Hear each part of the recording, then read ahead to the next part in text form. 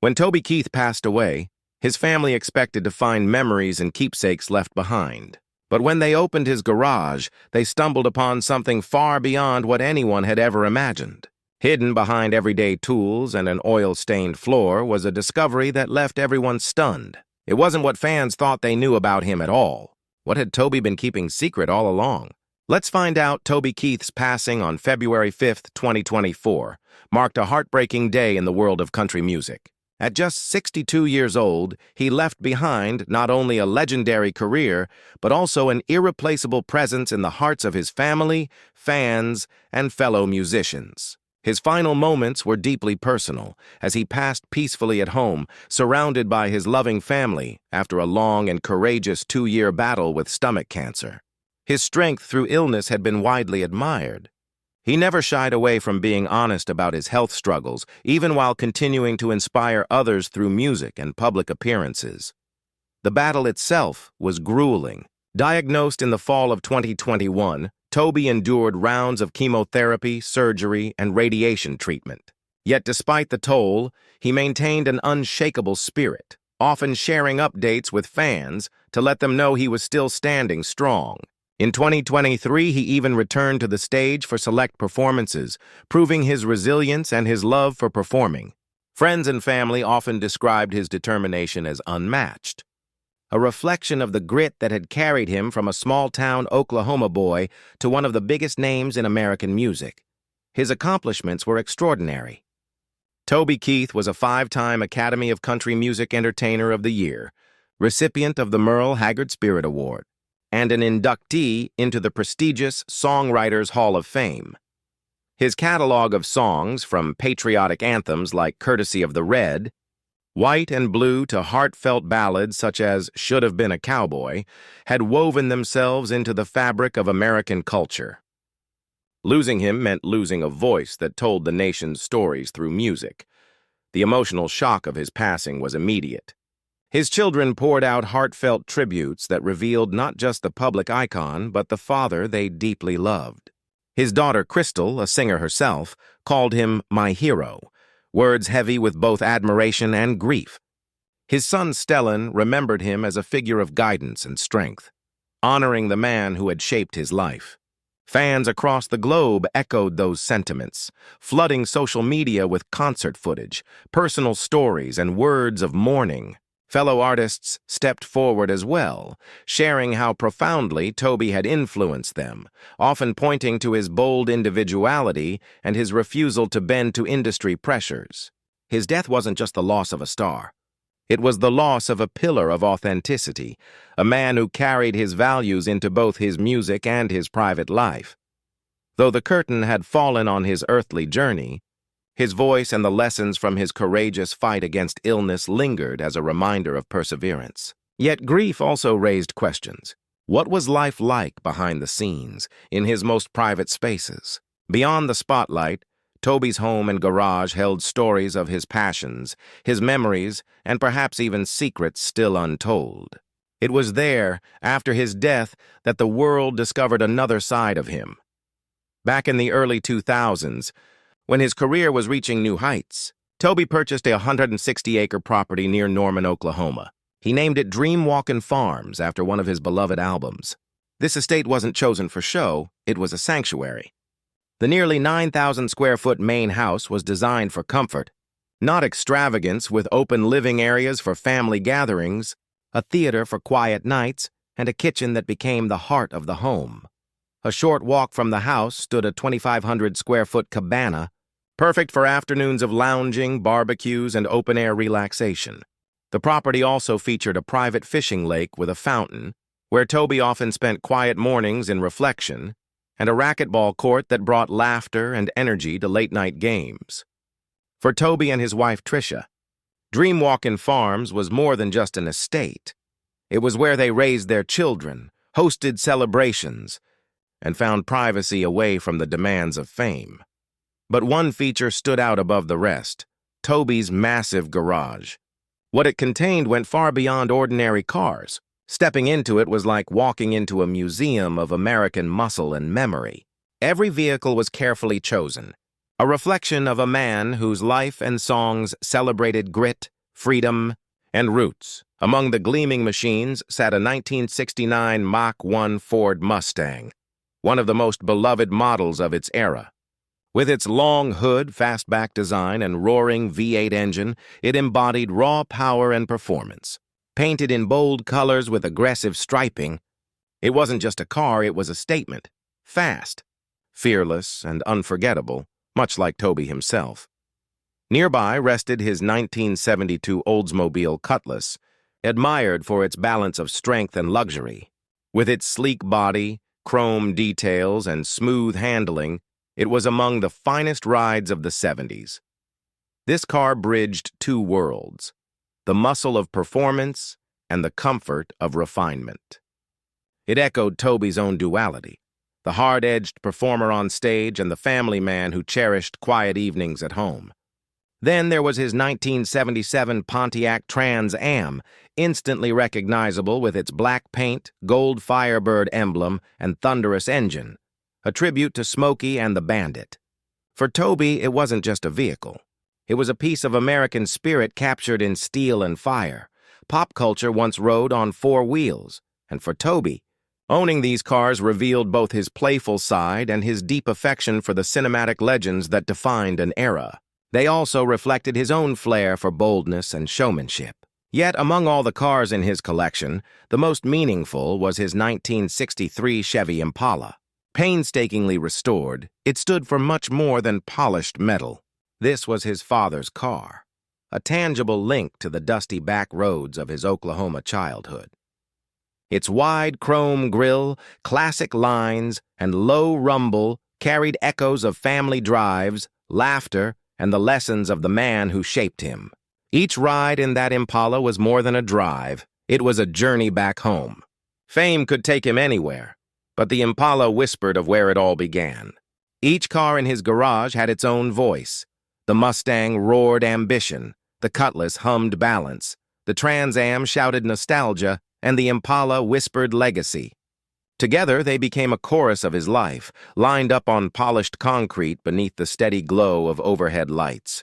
For Toby, cars were never just machines. They were keepers of memory, carrying stories of oil field daydreams, the thrill of endless highways, and the quiet joy of turning wrenches with grease-stained hands. He didn't simply collect cars, he lived through them, letting each engine echo parts of his own journey through music, family, and fame. Just as the cars told his story in chrome and horsepower, so did his life's path.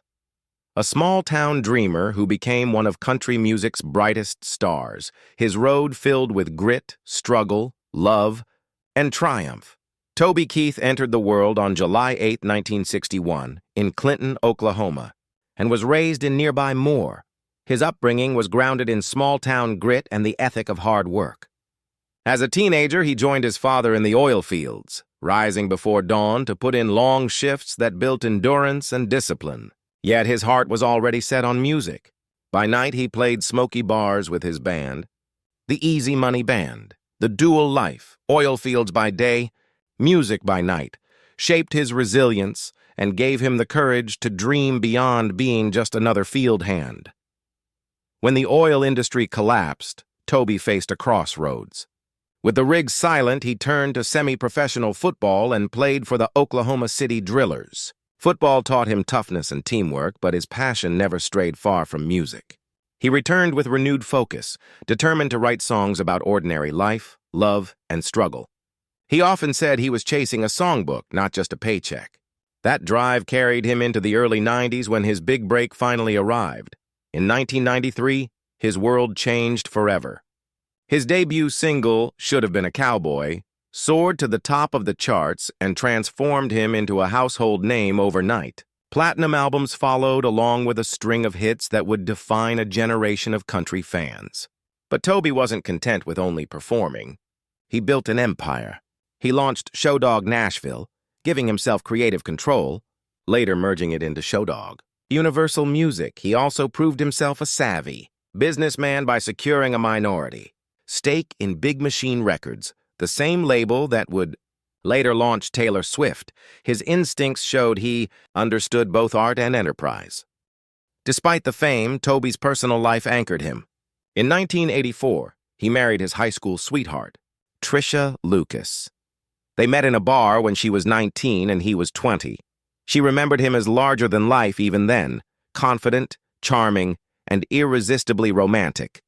Their bond carried them through lean years when money was tight and dreams felt far away. Over time, she often admitted his charm was undeniable, once remarking, "Most people think he is just the most romantic person on the planet." Together, they raised 3 children: Shelley, whom Toby adopted after the marriage, Crystal, who followed him into music, and their son, Stellan. Through the whirlwind of touring and the chaos of fame, Trisha remained by his side, describing him not just as a performer but as a devoted husband and father whose softer side was hidden from public view. Toby's bond with fans never weakened. His final Instagram post captured him in Las Vegas, guitar raised toward the crowd, grinning as he wrote, "And that's a wrap on the weekend, y'all. Back to it." Even decades later, he loved the stage as much as when he first sang in Oklahoma bars. Just a month earlier, he had performed at Dolby Live at Park MGM, still giving everything he had to the music. Back in his garage, when it seemed every story had been told through chrome and horsepower, one discovery shifted everything. In a quiet corner, tucked between polishing cloths and the faint scent of oil, his family found something unexpected. Not another car part or tool, but a handwritten, unfinished letter addressed to Trisha and the kids. The words, half erased yet heavy with longing, carried the weight of his private struggles, revealing more than any interview or concert could. The letter opened the rawest corners of his heart. He wrote of gratitude for the quiet mornings you gave me, cherishing the stillness of simple family life far from the stage lights. He confessed regrets about weary road goodbyes at bedtime, moments stolen by touring schedules. He expressed hopes that future generations would always choose love over applause, a reflection of how deeply he valued human connection above accolades or fame. In those words, Toby stood stripped of all public armor, his truest self laid bare. It was not the confident singer commanding arenas that we glimpse here, but the husband who recognized the sacrifices Trisha made as she held their family together while he chased the relentless rhythm of his career. In his words, you hear a man who knew how fragile time could be, yet found the courage to pour his soul onto paper, even when he couldn't always speak it aloud. In those unfinished lines lived the truest essence of the man. He was not only a celebrated performer, known for patriotic anthems and commanding stage presence. He was also a father who often missed dinners, a husband overflowing with gratitude for unwavering support, and a star haunted by moments when love had gone unspoken. The letter stood as a quiet memoir, not written for the public eye, but for those who had stood by him through every season of his life. Behind the legacy of hit songs and awards, there was a person who craved forgiveness, intimacy, and reassurance. For his family, discovering this letter carried the weight of a final performance. It was a gift, one that let them hold on to his voice in a way no recording ever could. Every unfinished sentence, every scratched-out word became a window into his vulnerability. It revealed a man who understood both the strength of his stage presence and the irreplaceable worth of simply being home. Yet as the letter opened a door into his emotions, another chapter of his life brought different questions: how he prepared for the future, what his will contained, and the true measure of his fortune. At the time of his passing, his net worth was estimated at around $400 million. This remarkable fortune came from many streams: chart-topping record sales, ownership of his own record label, a popular restaurant chain called I Love This Bar and Grill, a mezcal brand he helped grow, and a shrewd early stake in Big Machine Records. Perhaps his smartest investment of all. His career, always larger than life, became a blueprint for how musicians could expand far beyond the stage. Yet behind every financial victory was careful planning. On February 15, 2022, not long after receiving his diagnosis, Toby signed his will. The timing showed how deeply he understood the importance of protecting those he loved most. The document named his wife, Trisha, and their 3 children, Shelley, Crystal, and Stellan, as primary heirs. But it wasn't only about numbers. His will also addressed confidential business interests and long-term ventures he had built across decades. These details made the estate not just valuable, but complex, requiring steady hands to ensure his life's work would continue. Stepping forward with dignity, Tricia took on the responsibility of administering the estate, filing requests to keep probate documents sealed. For a public figure, this was unusual, but it revealed the family's determination to guard their privacy. Even their home address and sensitive details were legally protected, a rare step that underscored just how fiercely Toby's loved ones valued security. Beyond money and contracts, the estate reflected loyalty and foresight. Even in weakness, he thought ahead to secure his family's strength. His fortune was immense, yes, but its true weight rested in the love and protection it ensured for Tricia and the children. It was more than wealth. It was a safety net woven from sleepless tours, relentless effort, and bold decisions few others would have dared to risk. After Toby's passing, tributes poured in. Fellow artists and public figures spoke quickly, honoring both his legacy and his character. Blake Shelton, one of his closest friends and fellow Oklahoman, wrote, "Even though I knew about your battle these last few months, I still never imagined this day. Anyone who knew you knows what I mean. You were the toughest man I ever met. Thank you, brother, for being a friend, a hero, and an inspiration. There will never be another Toby Keith." Dolly Parton added her own words, calling him one of the greats in every way, reminding fans that though he will be missed, his music and legacy will live on. Carrie Underwood painted a vivid picture of his passing. "Saddle up the horses, Jesus, 'cause a true blue cowboy just made his ride up to heaven. Introduce him to all the OKs and sign that boy up for the choir. We're going to miss you, Toby, but my heart has no doubt that you are standing in the presence of our king right now. See you again someday, friend." Randy Houser honored him in music, strumming Keith's classic I Love This Bar before writing, "An American icon. They do not make him like him every day, in my opinion. Rest in peace, job well done." Others, like Ricky Skaggs, praised his patriotism and generosity, while Lee Greenwood highlighted their shared dedication to the military and performing for troops.